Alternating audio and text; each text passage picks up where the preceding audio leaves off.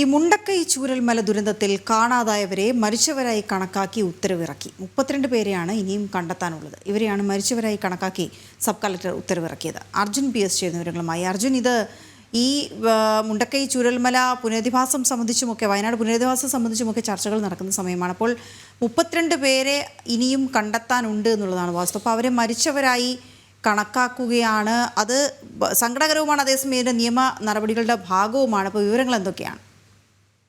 Good morning. തീർച്ചയായും അത്തരത്തിൽ തന്നെയാണ്. ഇവരെ കണ്ടെത്താൻ ഇതുവരെയും സാധിച്ചിട്ടില്ല. അതായത് കഴിഞ്ഞ ദിവസങ്ങളിലൊക്കെ DNA പരിശോധന നടന്നിരുന്നു. DNA പരിശോധനയുടെ അവസാന റിസൾട്ടൊക്കെ വരുന്ന ഒരു സാഹചര്യം ഉണ്ടായിരുന്നു.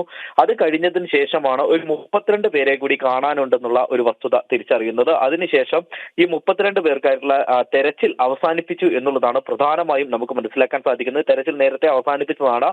ഇനി ഈ 32 പേരെ മരിച്ചതായി കണക്കാക്കുക എന്നുള്ളതല്ലാതെ ഈ സർക്കാരിന്റെ ഭാഗത്തുനിന്നും അല്ലെങ്കിൽ ജില്ലാ ഭരണകൂടത്തിന്റെ ഭാഗത്തുനിന്നും മറ്റു വഴികളില്ല എന്നുള്ളതാണ് ആ പ്രധാന വസ്തുത. അതുകൊണ്ടാണ് ഇത്തരത്തിൽ 32 പേരെ മരണപ്പെട്ടതായി കണക്കാക്കുന്നത്. ഈ 32 പേരിൽ ചിലരിൽ ആ കുടുംബമടക്കം, അതായത് ഒരാൾ പോലും അവശേഷിക്കാതെ കുടുംബമടക്കം പോയവരടക്കം ഉണ്ടാകാം. അതുകൊണ്ട് തന്നെ ഇനി ഇവരെ കണ്ടെത്താനുള്ള പ്രയാസമാണ്.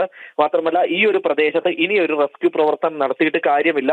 മറ്റു തരത്തിലുള്ള റെസ്ക്യൂ പ്രവർത്തനങ്ങളോ ഏത് തരത്തിലുള്ള രക്ഷാപ്രവർത്തനമോ നടത്തിയിട്ട് കാര്യമില്ല എന്നുള്ളത് കൊണ്ട്, അല്ലെങ്കിൽ തെരച്ചിൽ നടത്തിയിട്ട് കാര്യമില്ല എന്നുള്ളത് കൊണ്ട് തന്നെയാണ് ഇത്തരത്തിൽ 32 പേരെ ഈ പട്ടികയിലേക്ക് ഉൾപ്പെടുത്തിയിട്ടുള്ളത്. ഇപ്പോൾ എന്തായാലും പുനരധിവാസവുമായി ബന്ധപ്പെട്ടുള്ള കാര്യങ്ങൾ നടക്കുകയാണ്. നെടുമ്പാല എസ്റ്റേറ്റ് അടക്കം ഇത്തരത്തിലുള്ള എസ്റ്റേറ്റ് അടക്കം ഇത്തരത്തിൽ ഈ സർക്കാർ ഏറ്റെടുക്കുന്ന ഈ സാഹചര്യത്തിൽ എത്രയും പെട്ടെന്ന് ടൗൺഷിപ്പ് പദ്ധതി പൂർത്തീകരിക്കുക എന്നുള്ളതാണ് സർക്കാരിന്റെ മുൻപിലുള്ള ഏക ഒരു വഴി എന്ന് പറയുന്നത്. പക്ഷേ അത് എത്രമാത്രം പ്രാവർത്തികമാകും എന്നുള്ളത് കണ്ടറിയേണ്ടതുണ്ട്. കൃത്യമായി തന്നെ ഈ മരണപ്പെട്ടവരുടെ കണക്കൊക്കെ കൃത്യമാണോ എന്നുള്ളത് കൂടി ഒന്നുകൂടി പരിശോധിക്കണമെങ്കിൽ, ഇതിൽ എന്തെങ്കിലും ആക്ഷേപമുണ്ടെങ്കിൽ വീണ്ടും ജനങ്ങൾക്ക് അറിയിക്കാനുള്ള ഒരു അധികാരമോ അല്ലെങ്കിൽ അതിനുള്ള ഒരു സമയമോ നീട്ടി നൽകിയിട്ടുമുണ്ട്. ഈ കഴിഞ്ഞ തവണ നമ്മൾ കണ്ടതാണ്, കരട് പട്ടിക പുറത്തിറക്കിയപ്പോൾ നിരവധി പേരുടെ പേരുകളാണ് ആ പട്ടികയിൽ ഇരട്ടിച്ചു വന്നത്.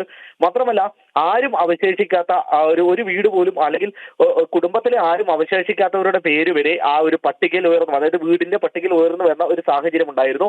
അതൊക്കെ മാറ്റി നിർത്തിക്കൊണ്ട് വീണ്ടും ഫൈനലായി ഇപ്പോൾ ഒരു പട്ടിക പ്രസിദ്ധീകരിച്ചിട്ടുണ്ട്. പക്ഷേ അതിലും ചില ആക്ഷേപങ്ങളുണ്ട് എന്നുള്ളതാണ് നമുക്ക് മനസ്സിലാക്കാൻ സാധിക്കുന്നത്. പലരും, അതായത് അർഹതപ്പെട്ട പലരും ഇത് ഉൾപ്പെട്ടിട്ടില്ല എന്നുള്ളത് അടക്കമുള്ള ഒരു വിവരങ്ങൾ പുറത്തു വരുന്നുണ്ട്. അത്തരത്തിലുള്ള ആക്ഷേപങ്ങൾ നമുക്ക് നേരത്തെ മുതൽ ഉണ്ടായിരുന്നു. ഇതിനാൽ തന്നെയും ഇന്ന് കഴിഞ്ഞ ദിവസമാണ് ഇത്തരത്തിൽ വയനാട് ജില്ലാ sub collector, Mananthavady sub collector ഇത്തരത്തിലുള്ള ഒരു ഉത്തരവ് പുറപ്പെടുവിച്ചത്. അതായത് 32 പേരെ കാണുവാനില്ലായിരുന്നു. ആ 32 പേരെ മരണപ്പെട്ടവരായി കൂട്ടുകയാണ്. അതേസമയം ഈ പട്ടിക കൂടി പുറത്തു വന്നതിന് ശേഷവും ഇതിൽ ഇനി വീണ്ടും ഒരു സ്ക്രൂട്ടിനി കൂടി സാധ്യമാണോ അർജുൻ? ഈ വിവിധ തരത്തിലുള്ള പട്ടികകൾ ഉണ്ടല്ലോ. ഗുണഭോക്താക്കളെ കണ്ടെത്തേണ്ടതുണ്ട്, പുനരധിവാസത്തിലേക്ക് പോകേണ്ടതുണ്ട്. അപ്പോൾ പട്ടികകൾ പല രീതിയിലുണ്ട്. അപ്പോൾ എങ്ങനെയാണ് അതിലൊക്കെയുള്ള സ്ക്രൂട്ടിനിയും ഒക്കെ ഇനിയും നടക്കുക? ആക്ഷേപങ്ങൾ ഉന്നയിക്കാൻ ഇപ്പോൾ നിലവിൽ ഇറക്കിയിരിക്കുന്ന എല്ലാ പട്ടികയിന്മേലും ആക്ഷേപങ്ങൾ ഉന്നയിക്കാനുള്ള സമയം ഇനിയുമുണ്ടോ? ഇപ്പോൾ അവസാനഘട്ട പട്ടിക എന്നുള്ളതാണ് സർക്കാർ ഇറക്കിയതെങ്കിലും ജനങ്ങൾക്ക് ആക്ഷേപമുണ്ടെങ്കിൽ അത് അറിയിക്കാമെന്ന് അന്നേ തന്നെ പറഞ്ഞിട്ടുണ്ടായിരുന്നു. പക്ഷേ ഈ രീതിയിൽ പോകുമ്പോൾ ഏത് തരത്തിലാണ് ഇനി ജനങ്ങൾക്ക് ഈ തങ്ങളുടെ ആശങ്ക അറിയിക്കുക എന്നുള്ള ഒരു സാഹചര്യം നോക്കേണ്ടതുണ്ട്. അത്തരത്തിൽ ഈ കാര്യം നോക്കി കാണേണ്ടതുണ്ട്. ഏത് തരത്തിലാണ് ഇനി തങ്ങളുടെ ആവശ്യങ്ങൾ നേടിയെടുക്കുവാൻ കഴിയുക. അതായത് ഈ ഒരു സമയത്ത് ആ പ്രദേശത്ത് വീടുണ്ടായിരുന്നു, പക്ഷെ ആളുകൾക്ക് പരിക്കേറ്റിട്ടില്ല. വീട് നഷ്ടപ്പെട്ടിട്ടുണ്ട്, അവർ മറ്റൊരു സ്ഥലത്തായിരുന്നു ഉണ്ടായിരുന്നത്. അങ്ങനെയെങ്കിൽ ഇവർക്ക് ഇനി നഷ്ടപരിഹാരം ലഭിക്കുമോ എന്നുള്ളതടക്കമുള്ള ചോദ്യങ്ങളാണ് ഈ പ്രദേശവാസികൾക്കുള്ളത്. ചില വിദ്യാർത്ഥികളൊക്കെ പഠനത്തിനായി പോയിട്ടുണ്ട്, പുറത്തേക്ക് പഠനത്തിനായി പോയിട്ടുണ്ട്, മറ്റു ജില്ലകളിലേക്കൊക്കെ പഠനത്തിനായി പോയിട്ടുണ്ട്. അപ്പോൾ അവർക്ക് പുനരധിവാസം നൽകുമ്പോൾ ഇവരുടെ പഠന കാര്യങ്ങൾ ഇനി എന്താകും എന്നുള്ള ഒരു ആശങ്ക കൂടി ഇവർക്കുണ്ട്. അതായത് മറ്റൊരു സ്ഥലത്ത് പോയി പഠിക്കുന്നവരാണ്, അല്ലെങ്കിൽ ഈ ഒരു ജില്ലയിൽ തന്നെ പഠിക്കുന്നവരാണ്. തുടർന്ന് ഇവരുടെ പഠനവുമായി ബന്ധപ്പെട്ട് സർക്കാർ ഇവരെ സഹായിക്കുമോ, അല്ല എങ്കിൽ ഇവർക്ക് അതിനുള്ള സൗകര്യം ഒരുക്കി കൊടുക്കുമോ എന്നുള്ള ഒരു ആശങ്ക കൂടി ഈ പ്രദേശവാസികൾക്കുണ്ട്. അത്തരത്തിലുള്ള ആശങ്കകളാണ് പ്രധാനമായും ഇവർക്കുള്ളത്. മാത്രമല്ല, ഇവരുടെ രേഖകളൊക്കെ നഷ്ടപ്പെട്ടതാണ്. കൃത്യമായി തന്നെ രേഖകൾ ഇവർക്ക് തിരിച്ചു നൽകുവാൻ വേണ്ടി അദാലത്ത് അടക്കമുള്ളത് നടത്തിയിരുന്നെങ്കിലും പലർക്കും ഇപ്പോഴും പല രേഖകളും ലഭിക്കാനുണ്ട് എന്നുള്ളതാണ് നമുക്ക് മനസ്സിലാക്കാൻ സാധിക്കുന്നത്. അത്തരത്തിൽ പാസ്പോർട്ട് അടക്കം പോയവരുണ്ട്.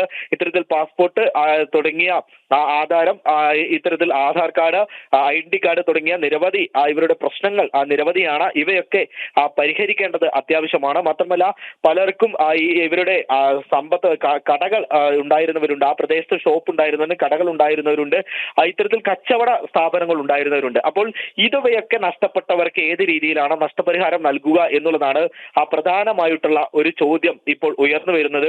മുഖ്യമന്ത്രി ദുരിതാശ്വാസ നിധിയിൽ നിന്നും യാതൊരു വിധത്തിലുള്ള ഫണ്ടും ഇവിടെ ചെലവഴിച്ചില്ല എന്നുള്ള ഒരു ആക്ഷേപം ഇപ്പോൾ തന്നെ നിലനിൽക്കുന്ന ഒരു സാഹചര്യത്തിൽ കേന്ദ്ര സർക്കാരിന് കൃത്യമായ കണക്ക് ഇപ്പോഴും സർക്കാരിന് കൃത്യമായ കണക്ക് കൊടുക്കാൻ കഴിഞ്ഞില്ല എന്നുള്ള ഒരു സാഹചര്യത്തിൽ വലിയ ആശങ്കയിൽ തന്നെയാണ് ജനങ്ങൾ ഉള്ളത്. പക്ഷേ വലിയ പ്രതീക്ഷ ജനങ്ങൾക്കുണ്ട്. കൃത്യമായി തന്നെ തങ്ങൾക്ക് ഈ പുനരധിവാസം നടപ്പിലാക്കാൻ കഴിയും, ടൗൺഷിപ്പ് പദ്ധതി നടപ്പിലാക്കും എന്നുള്ള ഒരു വിശ്വാസം ജനങ്ങൾക്കുണ്ട്.